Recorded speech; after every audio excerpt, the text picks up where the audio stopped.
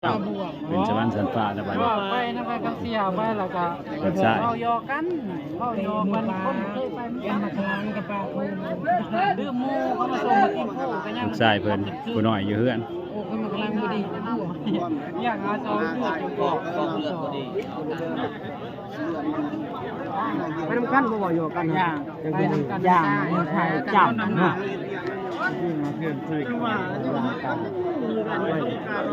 คนนี้ชื่ออะไร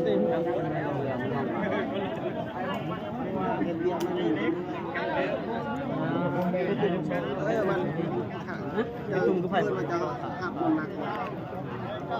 ตุ่มไข่ก็ต้องรอบแรกอันนี้เราไปจะเป็นอีกหลายคนเป็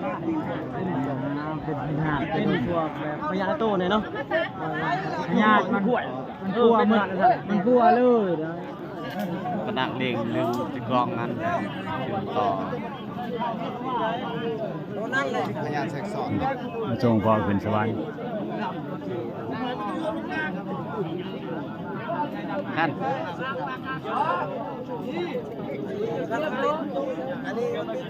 เกือบตะวันจบใจละใจกัน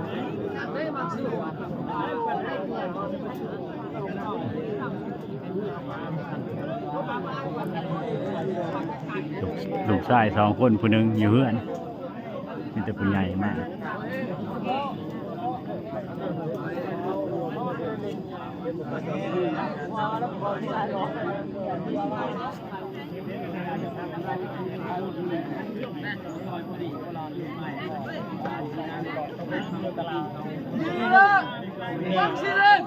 โอ้ย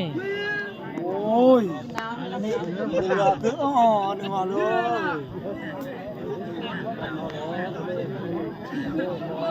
เดินดึกตะโกนหน่อย ระวังอันนั้นเหยียบกี่กระบองอันเหยียบกี่กระบอง นั่งล้างมือพะเนี่ย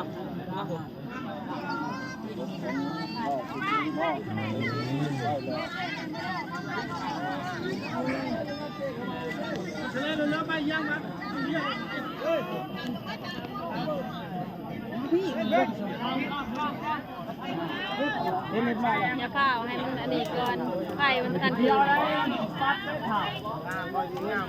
เนาะเป็นสวรรค์สันป่าแล้วบัดนี้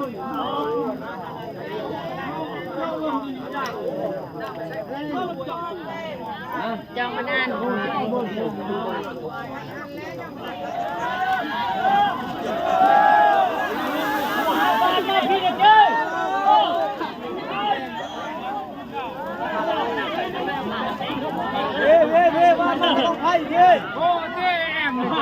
เฮ้ยสาดมาท่านี่โอ้ย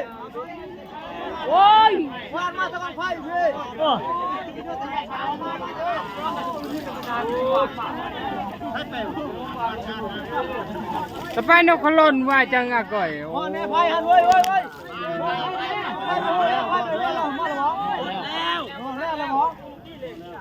ลายแล้วตอนใดวะ ย่าง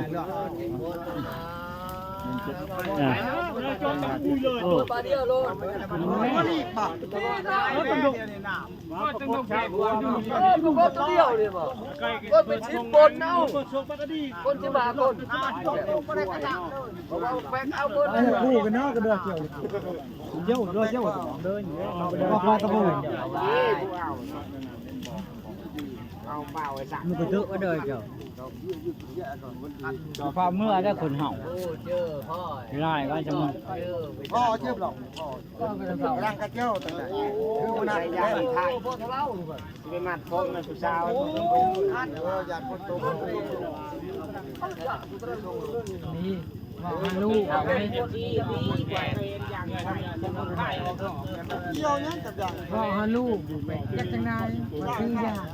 นี่ไม่ยิงคอกับไรนี่ปล่อยพังเกี่ยวกับพังขาเอาพี่500พังเลย มีแต่จะเชื้อและแต่ฟัง แล้วเด้ว่าตัวเด้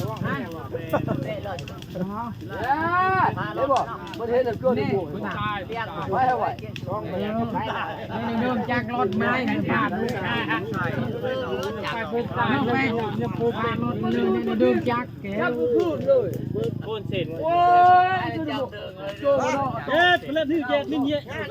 อยู่จนแล้วนี่เจ็ดนี่แปดเสียงนี่เจ็ดเยอะอยู่เนี่ยญาติว่าครับคงบุญแล้วดอกอย่างเจ็ดมือเจ็ดได้แล้วก็จะบุญกิโล กันว่าสิไปมันต้องเอารถเข้าห่มเด้อ พอแล้วกระโดนปอกกับเบื่อเงา บ่ได้อันนี้จ่องนี่ลงหน่อยกับพลวัตจะมาคอยวางได้ว่าเพื่อนมีพวกพานบ่ได้ติดเสะใหญ่เลยนะว่าเขาได้วันนี้เขาได้พานก็มีบางหลังซ้ำนี้ตัวมันคู่แล้วก็ให้คอยพายพาหนึ่งเพื่อนคล้ายเครื่องตัวท่านบอกใช่เรามามีดึงเราเผาอยู่โอ้จะได้เลือดก็หลายก็ว่าจะได้ลายกันได้กดอันนี้เด้โอ้อาจารย์ละพอเลวเนาะตอนไปเอาอยู่หน้าเสือผมจะกินจามเท่งเลยอาจารย์จ้าเขาตอบดีแต่จามดิกินตอบกินคนเดียวโอ้ยเกลือตะหมวกก็ได้เด้ลองโคตรโคตรนึงบาเฮ็ดบอกไว้แล้วก็สัตว์ลบโอ้โยเมียเซ็ตเนาะว่ามือที่เพิ่นกำลังใช่ทางหามใช่เด้ขนาดปากมนุษย์มันไหลเจ้าโตมาแล้วก็จอบใช้คนยึดบัตรป้าโตแล้วโอ้ยจอยครับบ่ได้ครับยายให้กลับเทไหวตีเลยหมด6-7ตัวจะได้ก่อนจากยึดแล้วก็บาวิทบอกยึดเนี่ยบาวิทสถานยังร้ายบ้านเขาชื่อว่า2-3 เลยวันนี้งามวันนี้พวกใครขึ้นพวกลงวันนี้ลงต่างเลยทั่วมา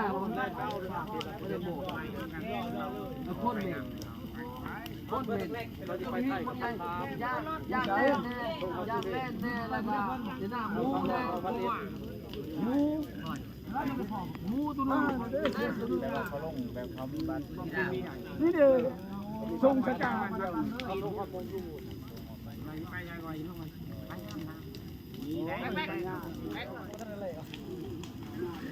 บ่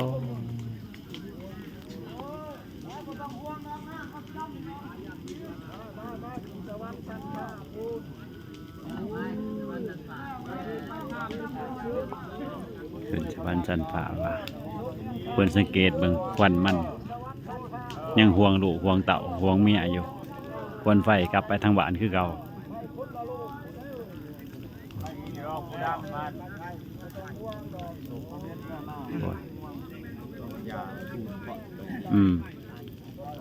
เอาบ่ต้องห่วงลูกห่วงเต่าดอกมีดอกคนเบิ่งแยง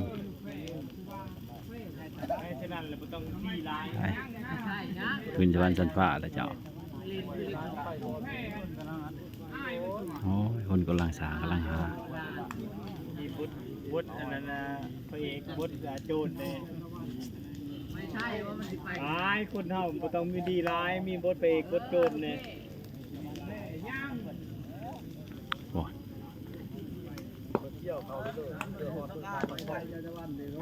วนไปทางบ้านควัน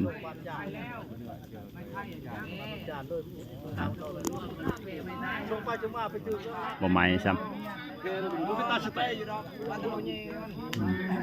ด้วยตาได้เลยแล้วก็ตัดแบบใหม่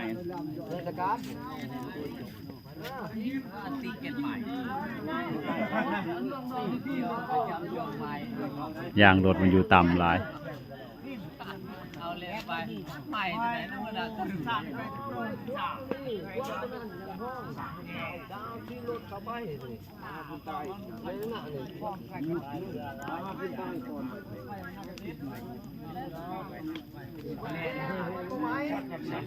่ตามจริงมีมันมีอย่างอ่ะใช่เลยชั้นหนึ่ง แล้วก็ใส่อีกอย่างชั้นหนึ่ง เป็นคงหีบใช่หรอจนคนฮอดชั่วโมงเบิดแล้วยกไปหน่อยเพื่อโรตัสยัดเพื่อโรตัสบิ๊กซีนั่นมูเจอัพเล่นก่อนฉีดจบเลิกก็ไอฉีดจบเลิกไปแล้วสิบอกจอยไปฉีดก่อนฉีดจบ อันมันบ่มาอยู่ลุ่มนี่มันบ่มาอยู่ลุ่มคันมันมาอยู่ลุ่มนี่มันมาคือเลยอันนั้นมันก็ชวนมาเทใช่อันตุ้มดูมาเทใช่แล้ว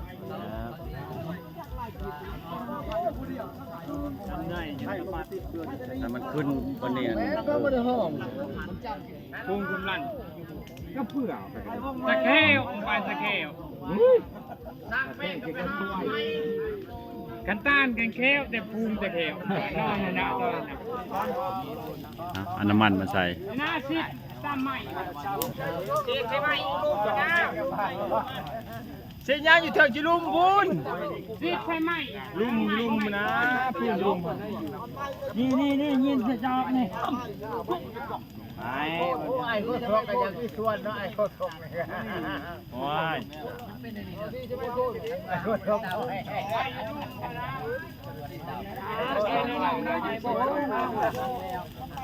ทิมเข้าพื้นพันนะมันก็มันไม่ยืดทุ่ง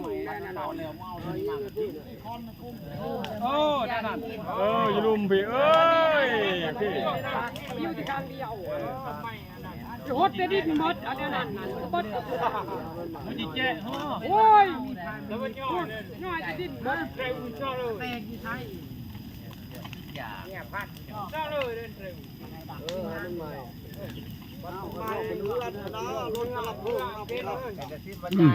เอาตีนรถใหญ่มากวะนี่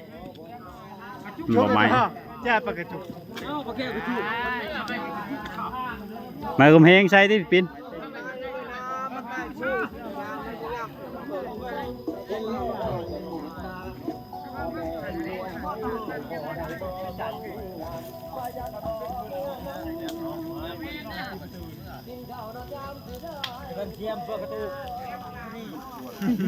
จะเปิดเพลงยังบ่เป็น